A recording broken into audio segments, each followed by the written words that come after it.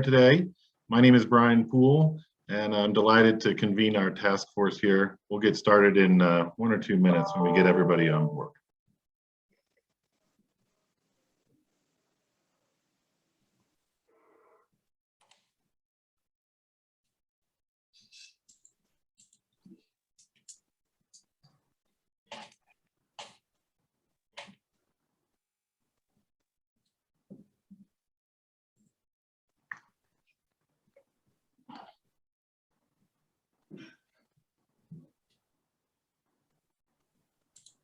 Hey, Ben, did you have an estimate on our count for today that accepted?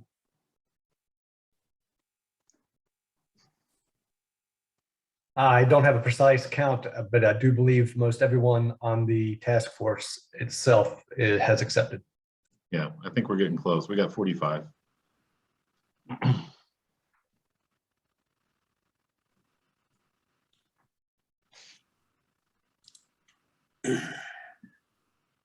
All right.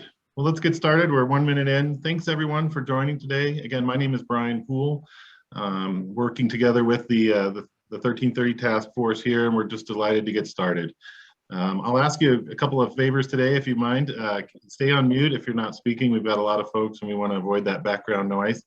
And if you got a moment here, we're going to ask you to put your name in the chat. That'll just allow us to know, everybody can see who's on, even if we have multiple screens running. And we're ready to go.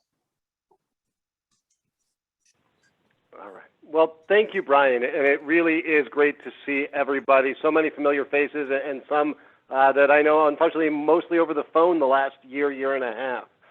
For those of you who I don't know, my name is Barrick Abramson, and I was appointed in 2020 to serve as a commissioner on the Colorado Commission on Higher Education. I also have the privilege, starting this year, of chairing CCHE's Committee on Student Success and Workforce Alignment. Working with Sarah Hughes, who is the CCHE Vice Chair, to co-chair this task force. And she and I are really excited to kick off today's conversation, and frankly, more excited than kicking it off to work with all of you in the coming months. We see this as an opportunity to put forward some ideas that can make a real difference for all students. From the 18-year-old finishing high school and figuring out what path lays ahead of them, whether that's trade school or a 4-year degree or heading towards a graduate degree, to the 40-year-old who's been downsized, or the worker who just looks around themselves and sees the workforce changing around them and needs to develop some new skills. So we really see this as the opportunity to make a real difference for all of them. We also think that this is just such an exciting and important opportunity and a moment as Colorado charts a really bold path to economic recovery as we reach, hopefully, the tail end of this pandemic, and to continuing the frontier spirit that has defined Colorado for so many years through innovative approaches to everything from our education system to how we build and evolve our economy. I know Brian's going to put some slides up, and we're going to move forward through these pretty quickly, with the hope or assumption that you've had some time to read or review these on your own. And that's something that we're going to assume and ask as we go forward. So we really don't spend our time reading at you or going over things that you could have read in advance. So we're going to try to keep our remarks today brief, and so we can leave ample time at the end for some Q&A and our discussion. So with that, Brian, I'm going to ask you or Ben to jump up and put the legislative scope slide up and share that with everybody. Yeah, I'm trying, Ben. I'm not allowed to share it quite yet. Can someone open that for me? Well, while they get that up, I hope you've all received that by email, and we'll get that up for you in just a second. No doubt a lot of you may have read that list from the legislative scope, which starts on page 27 of the act that we're addressing. Maybe a little trepidation, maybe a little bit of a raised eyebrow.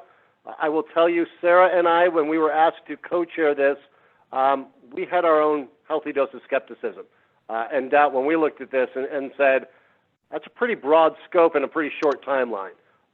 So if you're like Sarah and me, you're kind of wondering, looking at all of this, how we're going to tackle so much in such a short time. We want to assure everybody, particularly those who may have looked at this, and whether it was the scope of it or some of the topics, and we're going to name them so we're not hiding from them, that maybe you had some fear, so trepidation. We want to assure you that we have no intent in having this body go into painstaking detail to review the scope and mission of every institution. Number one, we don't think that's what the legislative sponsors wanted us to do when they wrote this, was to go into that kind of painstaking detail. And two, as I look at my friend Rep. McCluskey, we have to believe that if they had wanted us to do that, they would not have asked us to tackle it in 4 months. So after speaking with the sponsors and the governor and his team, we understand and we believe that the scope was written so broadly and all-encompassing for the very intended purpose to allow this body to tackle, with some bold thinking, the essential question and to develop some bold approaches. They included such a wide scope, we think, to allow us to break down some of the limits or boundaries that have defined too many of the conversations about education and particularly about higher education in the state.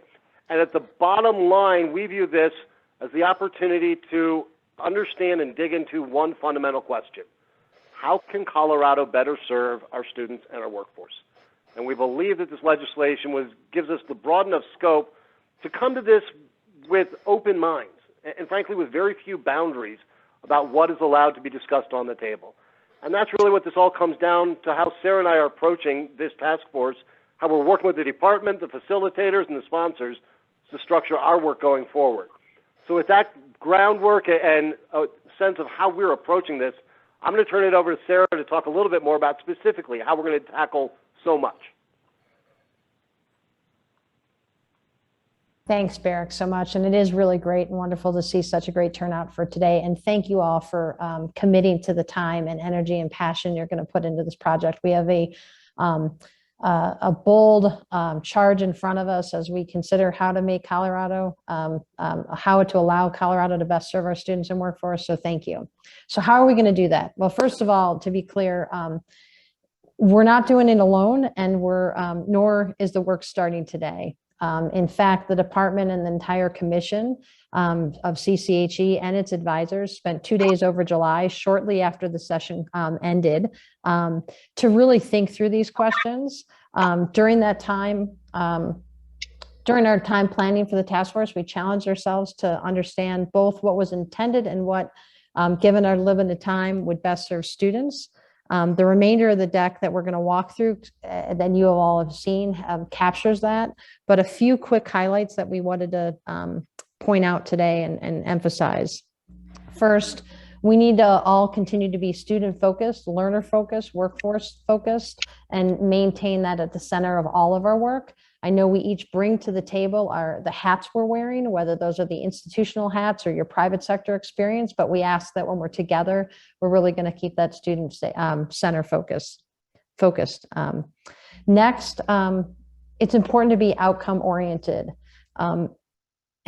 All of us know and have served on various committees or have seen various committees created that seem to take on a life of their own.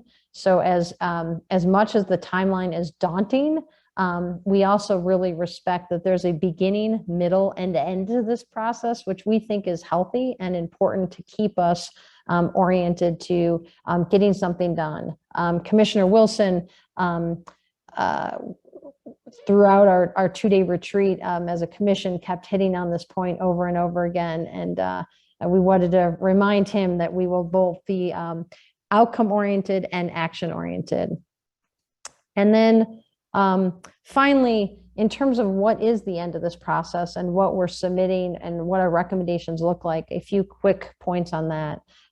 We plan for our recommendations to paint a picture of an end state that policymakers and institutions can refer to and use as guideposts for the work ahead. But they're just that, they're guideposts. We recognize in most areas, obviously, we will not have the time to devise implementation plans or get to that level of detail. Instead, we'll focus more on principles and criteria that can guide actions moving forward. And I think that's an important balance that we're going to have to keep an eye towards. Yes, we want this to be action-oriented and be a body of recommendations that the legislature and the governor can move forward to implement. But we are surely not going to have in 4 months the ability to, as Barrick said, reevaluate the role and mission of every institution. And we want to assure you that that is not what our intent is. So with that, I would like to turn it back over to Barrick. Well, thank you, Sarah. And Brian or Ben, we're going to go into the three slides in just a minute. I think there's really a few things that Sarah and I want to share with everybody. And it really comes down to the how, the who, and the what of how we're going to get this done and what's going to be the approach. Given the broad scope of all of this, we took the spirit of the original 7 questions and worked with the other members of the commission and our advisors in the department to break those down into 3 working groups. And we're going to ask each member of the task force to serve on one of those 3 committees. We then tried to take the breadth of those 7 questions and really narrow them down into a few essential questions for each committee to consider. As I said, these committees will be comprised of, number 1, members of this task force who are on this call right now. We also wanted to engage additional voices. So in addition to task force members, these working groups will also include business, civic, and nonprofit leaders from across the state. We're working to finalize those assignments right now and this week, and our goal is to have all of those lists for each of the committees out to each of you early next week, and we appreciate everybody who's weighed in on the survey, letting us know your preferences. Hopefully you've had a chance to review these slides in advance where we lay out some of the essential questions for each working group. But just like we didn't want the legislative scope or the 70 essential questions to become limiting or seem like guardrails on what we could or could not, we don't want these essential questions that we've laid out on these slides to be viewed the same way either.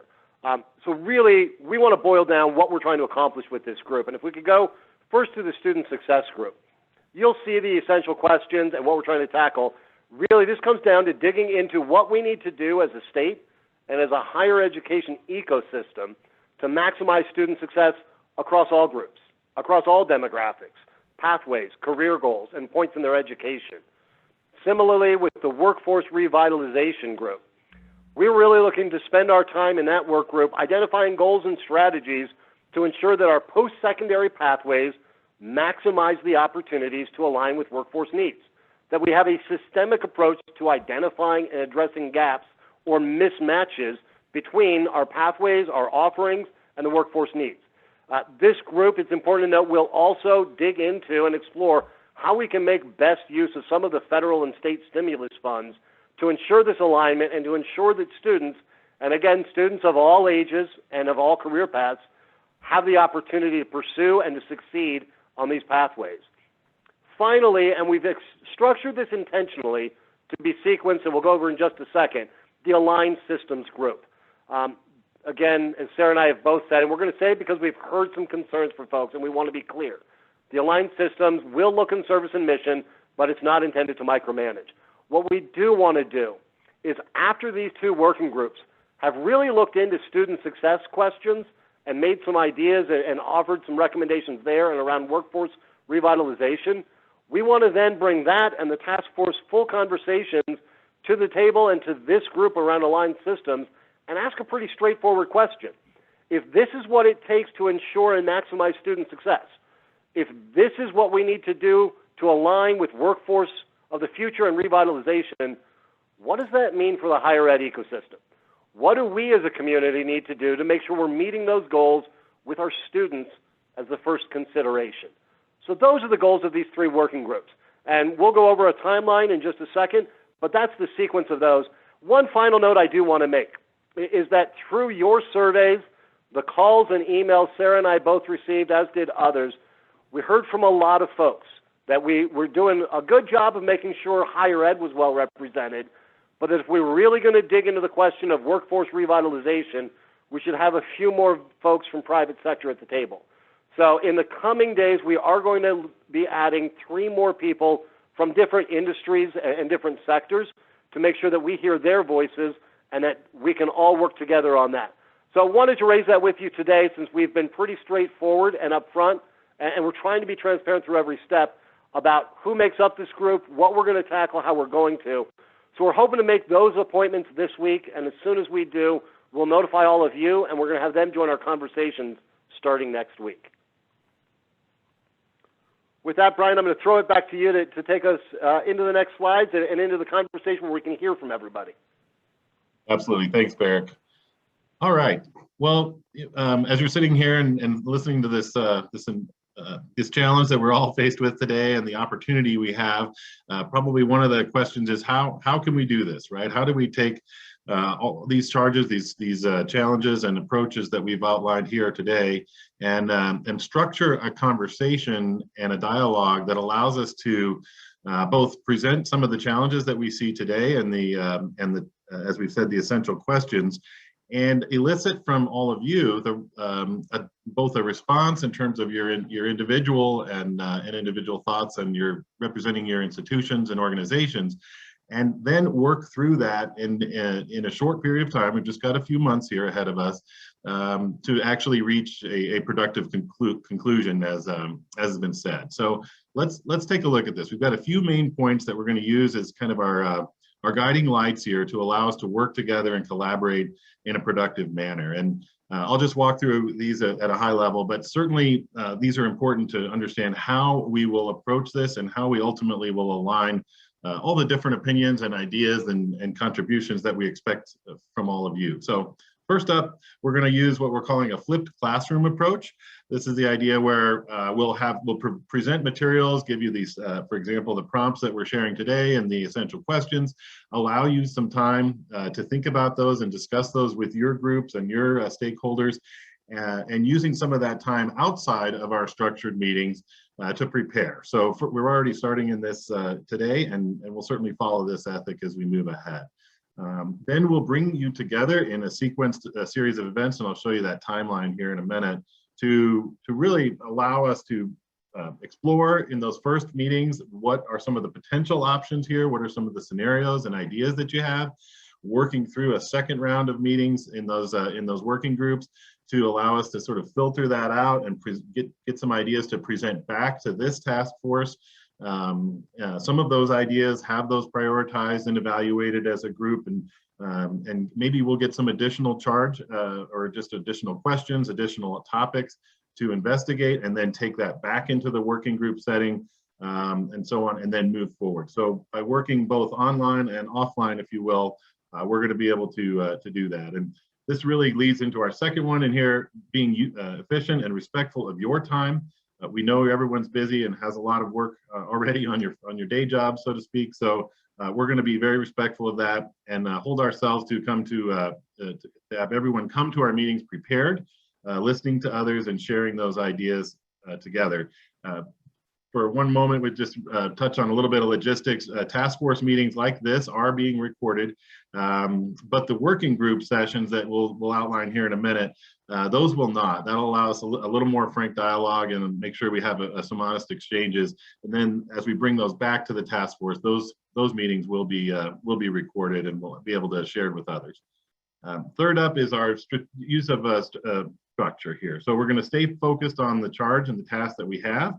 We're going to ask everyone to stay faithful to that and make sure that we don't bring in additional challenges that aren't part of our charge, but also thinking about working through the recommendations as we get ready for our report, and allowing the working groups to do some of that research. But the distillation and the final element of that will happen at this task force level, and that should allow us to explore a number of ideas and take some additional research, looking at other areas, but ultimately pulling that back together through this group and getting our consensus here. Fourth up here, we'll talk about expertise, and the Department of Higher Ed has already been hard at work, as has been said, Barrick mentioned, in looking at some of the research and other materials and bringing to bear some of the subject matter experts that can contribute to our knowledge, share some of the things that have been done in the past in other states even, and bring that and share that with the entire task force. So from our perspective, we have an enormous amount of expertise available to us, and we should be comfortable in reaching out to each of our knowledge areas and inviting those folks to share their information. We will share a detailed resources document that we've been developing here over the last few weeks with you following this meeting, and you'll see just an enormous amount of work has already taken place to pull together some of these resources and put it in a format that you can navigate. And we will expect for everyone in the working groups to look through this. There's an extensive amount of research, and we're asking a lot of you, we understand.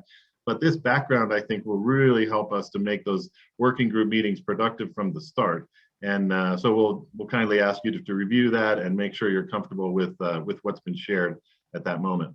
Hey, Brian, this is Sarah. Barrick and I talked about making just a quick point on this because we are going to send that document out afterwards. And sorry, we didn't give you a heads up on that, Brian. But we did want to just take a moment. As Brian said, it's very dense. There's a lot of information, and we are very grateful the department to pulling it together.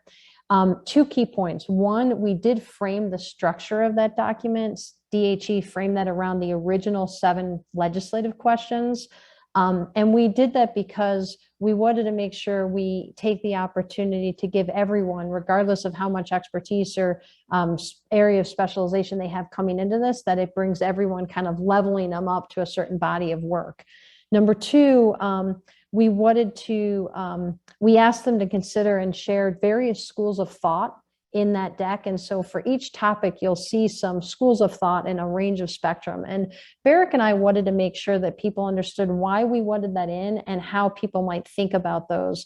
They are not meant to be option A, B, or C, or to limit our conversation. They're really meant to provoke all of us to think boldly and differently and have to frame out what possibilities could look like. But we surely do not want it to limit the conversation. We wanted to help provoke real rich dialogue moving forward. So very dense material. We look forward to, and I guess the other thing we wanted to point out was regardless of what work group you serve on, that background through those 7 questions will be infused throughout conversations for each of the work groups. So just keep that in mind. So with that, Brian, I'll turn it back to you, and thank you. Yeah, thanks, Sarah. Great points. In fact, really leads into the next item I wanted to cover, and that was thinking boldly without limits. So this is our chance. This is an opportunity as a state for all of us to evaluate the systems and approaches that we've developed over the years and ask ourselves, are those right for today and for our future? And if there are moments here or ideas that we have to change and adjust that and improve that, let's talk about those. Bring those forward and share those ideas. We'll have a number of opportunities for you to contribute to that. So please take advantage of this opportunity. We need your input. You're here for a reason, and we're excited to have it. And lastly, and really as sort of framing everything that we do, and Sarah mentioned this, but let's really keep our focus on that student learner experience. There's so many times we can look at our own our own institutions, our own organizations, and we have those priorities and we understand all that, of course. But here's this moment to really put ourselves in the student and learner shoe for the next 50 years, if you will. And let's take that moment. Let's make sure that as we make recommendations or we push back on others' ideas and so on, let's make sure that's with a whole heart for that student and learner experience and keeping that front and center. Regardless of age or circumstance, we're here to improve that experience, make the right changes to benefit their opportunities and their economic potential. So we'll keep that as our broad framework for working together and keeping our collaborative spirit. And with that, I want to present this. So we've got our timeline here, and it looks a little busy. I get that. There's a lot going on, but we do have some activity right away here. So you can see even on August 30th, we're going to have a governor's and sponsors message that we'll be sharing. That's at noon on the 30th, and then we'll quickly shift into the working group mode. You can see, for example, on the September 2nd at 9 a.m., we're going to have a working groups orientation. This will be for everyone involved in each of the 3 working groups. We'll bring you together. We'll talk about how we're going to structure the meetings in more specificity. We'll provide some of the details and how we're going to share and manage the documentation and so on. And we'll give you an opportunity to ask some questions and make sure that you're comfortable with, well, not just yourselves, you're welcome to join this, but for all those folks who aren't here today, give them a chance also to really understand how this is working and how our knowledge will build throughout the process and will ultimately close with that report to the commission. Then you'll see we launch working groups 1 and 2 early in September. We've structured these in a way, as Sarah mentioned, so that the student success and the workforce development and revitalization come first. And then you'll notice working group 3 doesn't really begin meeting until after those have concluded. This is an important distinction for us to make. We want to use the full knowledge of those first 2 working groups to really answer the question from a statewide systems and policies perspective, knowing what we've learned from student success, knowing what we've learned from the workforce development working groups. Now we have the opportunity to say, what can we do about that as a state? So it's really an important distinction here in moving through the cycle to allow us to complete some of the and really come to some of the main conclusions that we'd like to see from groups 1 and 2, and then we'll move into group 3. But in between there, you'll notice we'll have these checkpoints. On September 29th, we'll have our next full task force meeting with this group, and that will have the benefit of those first 2 working groups from student success and workforce development revitalization. Those groups will then present back to you here what they've learned so far. As I mentioned earlier, you have a chance to perhaps raise some additional ideas or additional things to research, and then we have a couple of weeks to pull that back together and complete those meeting 3s. And then we'll have that prioritization solution meeting on October 26th with this group. And that's really important because now we'll have that opportunity, that first round, some feedback and some additional research. The first 2 working groups come back and present those additional moments. And at that point now this group will have the chance to, before the working group 3 starts, really organize that and prioritize some of those solutions to frame it up for the 3rd working group. So there's some tight turnarounds in there. Sometimes it's just a couple of days between meetings, but we're really excited that we were able to structure these in a way really to pull out the greatest amount of information from student and workforce side before we look at the system. Then you'll see we move into the final recommendations at the close of those of working group 3. So now we're able to button all that together. We'll have to give ourselves some time to put some edits on the final report and close out our work in December. So lots of meetings here coming up, and really our purpose here is to allow you the opportunity to see this in advance. Make sure you have opportunities to maybe make some additional contacts or research in the meantime, and provide your feedback on all of our work. And Brian, I know you're going to cover Yeah. some of this in the work group orientation, but I do want to have people also appreciate and understand some of the sophistication your team brings to the table, and that it will allow all of us to maintain a conversation in real time between meetings. And there are some technology tools that Brian and Kate will be bringing to the table that this conversation will happen outside of just the meetings. And I think that will be an opportunity to tap all of your skill sets. Yeah, that's right. We'll enable a number of tool sets here to allow people to contribute both in real time and view in a kind of always on note app board. So you can go and see what others are contributing, what are they thinking around this, and we'll be able to share perhaps links to other documents, links to websites, and so on in a navigable fashion. So there will be a lot of material to go through, but we'll structure this in a way that allows you to share your experience, see what others are contributing, and ultimately stay focused on those outcomes that we've highlighted. Great points. So, all right. Thank you, Brian, and thank you, Sarah, for bringing that up. You know, I think it sounds like you suddenly got thrown into your graduate school project that we're all undertaking for the next 4 months. We are so grateful for Brian and Kate and their team's willingness to roll with us and work with us and the support of the entire Commission and Department of Higher Ed. As Sarah and I, again, looked at this scope and said, how are we going to make this happen? And I see some raised eyebrows, some big eyes as we were going over some of this. We first and foremost want to thank all of you. We know you've got day jobs. We know this is a big lift.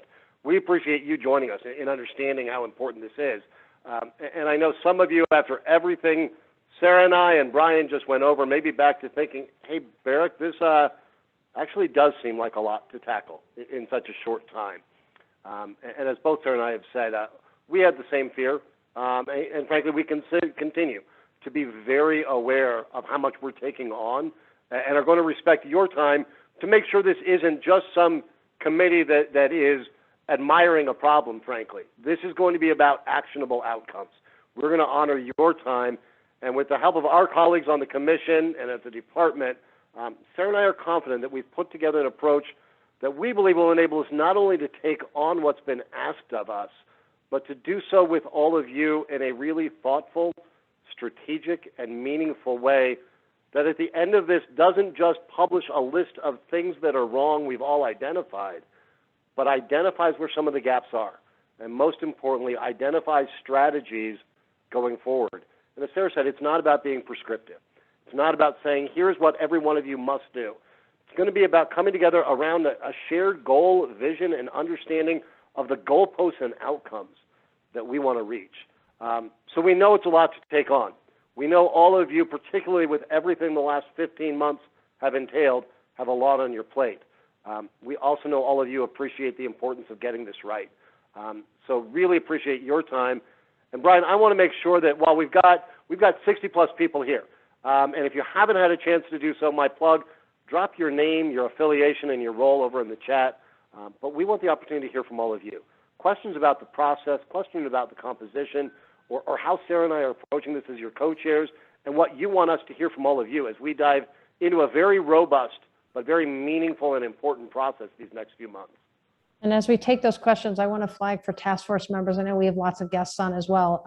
If we don't get to all the questions, you received a letter last night, task force members, with a survey that you can address some of those additional questions. So please use that form to do so. And for those of you who are not task force members and did not get that form, please cut and paste any questions we don't have time to answer into the chat so that Barrick and I and Brian and team can all do our best to make sure we address those incoming communications. So with that, let's turn it over. We have about 15 minutes or so for questions. So we want to make sure we leave ample time for that. Thanks, Sarah. I've got one hand up already here. Daniel, go ahead. Yes, I'll keep it brief. I know we have limited time, but my name is Daniel Casillas. I'm the student advisor on the commission and just really want to open up my time. Also, I know that there are going to be some working groups that may not even have student representation. And so I will put my email in the chat and just want to make sure that if anything that does come up, either in the working groups or even separate meetings, that I guess being one of the few student representatives on this task force, that you do have my contact. And hopefully by next meeting, I will be meeting with all of the presidents and vice presidents from each of the student governments across the state to get more opinions on this as well. So again, I'll put my email in the chat just to have myself available. Thank you. Daniel, thanks for emphasizing you're at the center of our process here. That's perfect timing. Thank you. All right, questions from elsewhere? What can we do to clarify where we are? Go ahead. There is one in the chat from Annie. It says, although they won't be recorded, will working group meetings be available for the public to attend throughout this process?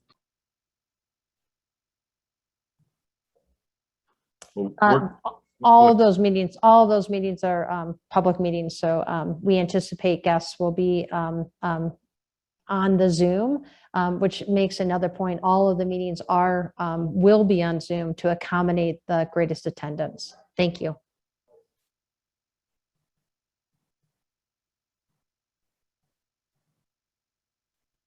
Thanks, Sarah. Other questions for us? We've thrown a lot at you today, I understand, and then probably in the last 24 hours, and more is coming as we've hinted.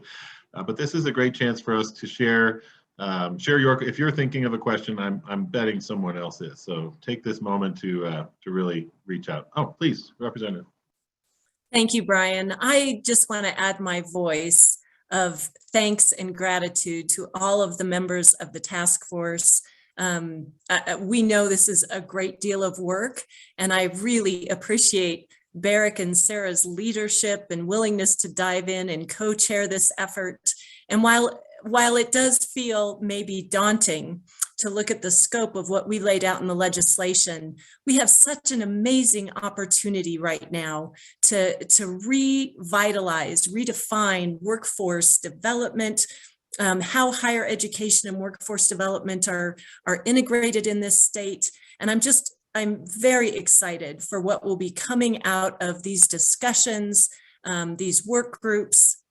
We may not be able to tackle everything, but anything that we are able to put our minds to think about in bold and innovative ways, has the potential to make a really exciting difference for Colorado's students, both traditional and non-traditional, and the future of our workforce. So please know that I am grateful for your participation and really hope that all of you are engaging in this work with a level of optimism and hope and excitement, because it's going to be pretty powerful. Wonderful. Thank you, Representative. Yeah, exactly. We'll stay true to that ethic. I see a couple of things have come over chat. Will the final recommendations from the task force require 100% consensus from all task force members, or will there be a different adoption process in place? Great question. I don't think we'll ever get 100% of really intelligent thinking people to agree on some major challenges, but we are going to work very hard to what we'll call to develop a consensus, right? A significant consensus across the group. So while we understand there may be some individual some individual challenges and differences, to the extent that we can develop that consensus across the group, we will, and we'll run with that. If there are significant minority differences or different minority opinions, if you will, that are durable and seem to really have a significant following, if you will, we'll also document those. But we're looking for those themes that really would resonate across the state and gather the greatest amount of support. I think 100% is lofty, but probably not practical with a group this size. Nevertheless, we'll work hard to build the greatest consensus possible and document that and share those as we work towards the final report. And I thought there was one more here. Oh, yep. Notice the commission has a financial aid work group. Will their thoughts be shared with the student success work group?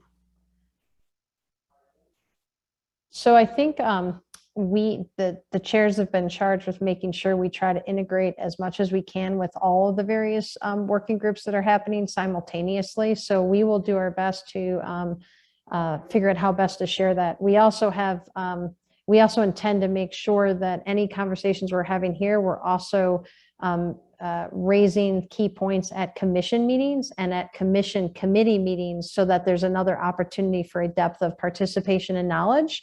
And we'll carry that information back through the commissioners that are on this to the various work groups as well. So hopefully creating ample opportunity for many voices and for tight integration as much as possible. Thanks, Sarah. All right. Other questions or comments here as we get started? We've still have 8 minutes here. I'd love to do as much as we can to clarify our charge and your role in getting there.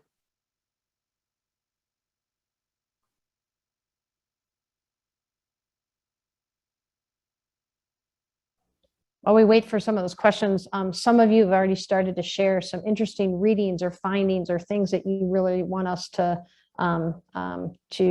think about. So we did ask Brian and Kate, and I know we haven't talked about all this in great detail, Brian, but how we create space on this shared platform for that type of kind of curated library of resources. So for those of you who have already reached out on that front, know that that's something that we're looking into, and we hope to have implemented in the coming week or so. So thanks, Sarah. Other questions or thoughts here as we get started? How are you guys feeling about this? Comfortable? Excited?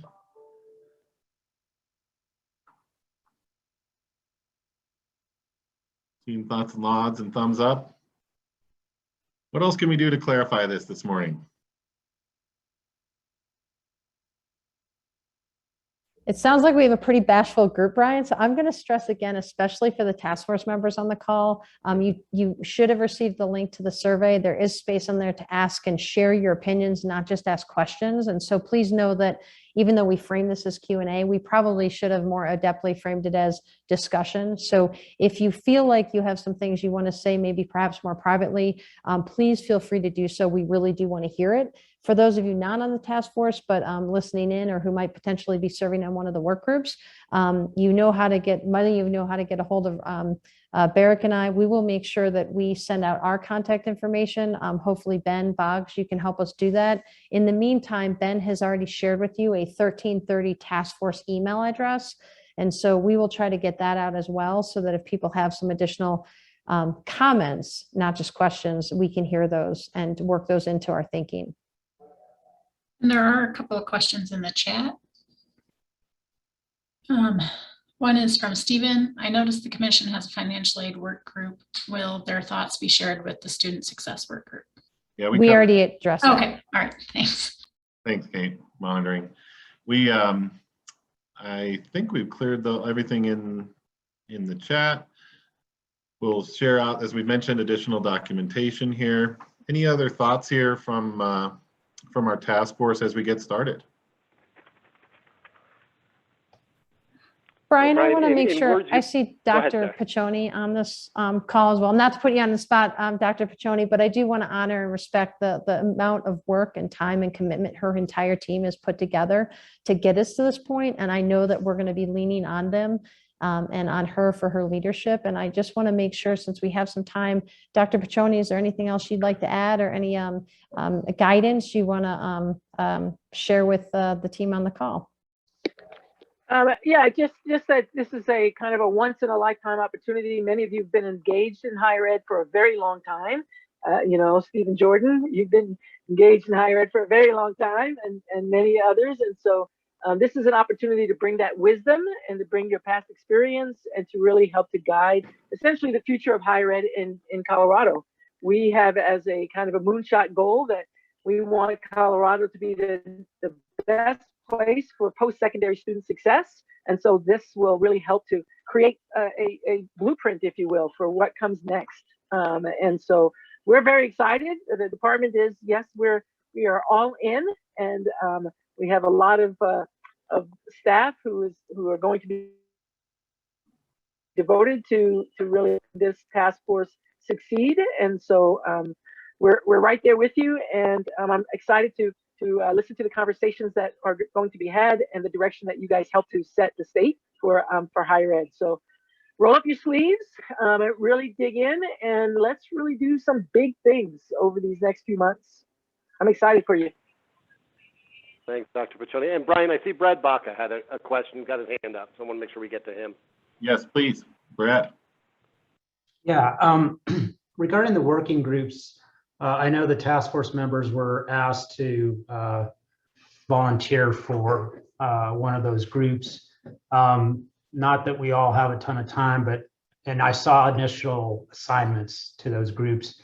Is there the possibility to sit on more than one, or do we, again, not that we all have time, but just curious?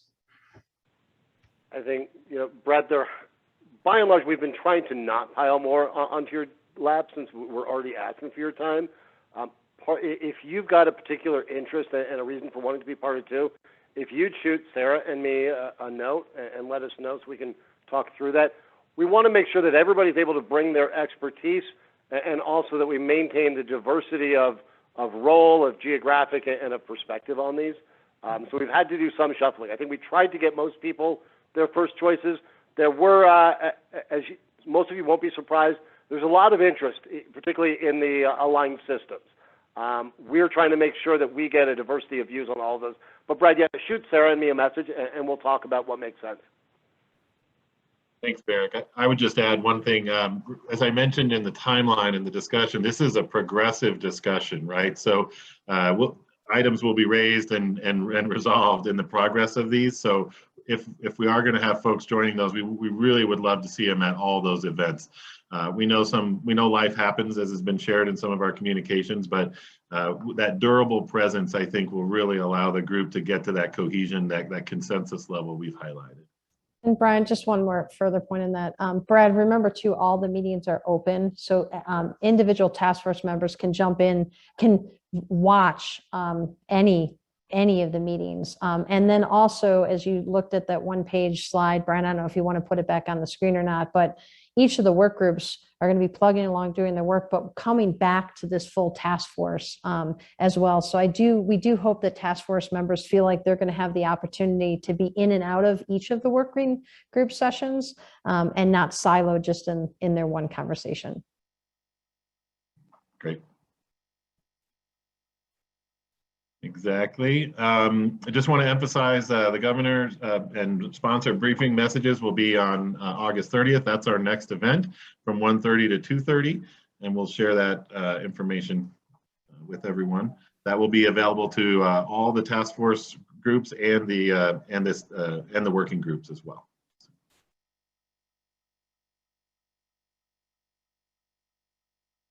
All right, we are right at time, guys.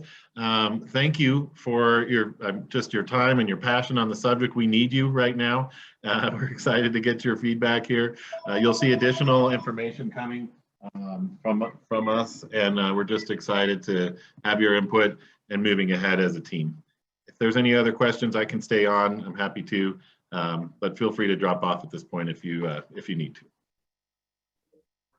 And I think I'm not sure about Barrick's calendar. I'm happy to stay on too. And Barrick, you may have a few extra minutes before our 1 o'clocks. So we'll stay on till the end in case others want to chime in. Hey, Daniel, did you Brian. have oh. Hey, Brian and Sarah, this is Rebecca Kistner. I just wanted to make a quick point that I did sign up for the email list from CDHE with the alerts for the task force, and it did go to my spam. I'm not sure if that happened for other folks, but folks might want to check their spam folders to just make sure that they're receiving all the notifications from the department about the task force meetings. Thank you, Rebecca. And that's also a shout out to both the House and Senate caucuses. I know that they have several staff on board and they have been tremendous also in their effort and time, as has some governor staff policy team. And just want to acknowledge all the work that has gone into getting this launched and the funding made available to launch this. So thanks, Rebecca. Hey, Sarah. Yes, Dr. Jordan. When you first asked about our availability on the emails, the governor's thing was not scheduled yet. And I have to go to my nephew's wedding in the Shenandoah Valley on that day. We totally understand. So and will that be recorded so we can watch it? Absolutely. That is one of the sessions we are going to record. It was a late ad after we got the letter out, but it was such a great opportunity. It was an ask that we wanted to make sure we could leverage. And so everyone's invited, including all the workforce members.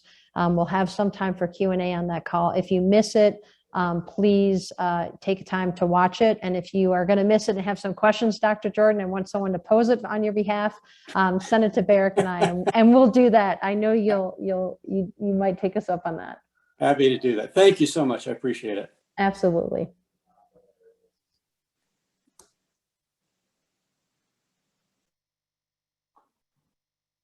All right, it sounds like people are ready to hop off. It's 12:45. Barrick and I are going to commit to always trying to end these on time. We will stay on until the last person gets off with Brian to take questions. But other than that, please don't feel like you're stuck here unless you want to be. That's right. Thanks, Sarah. All right, looks like most people are waving. So maybe if we all then jump off, it'll allow people to head off. All right, thanks so much.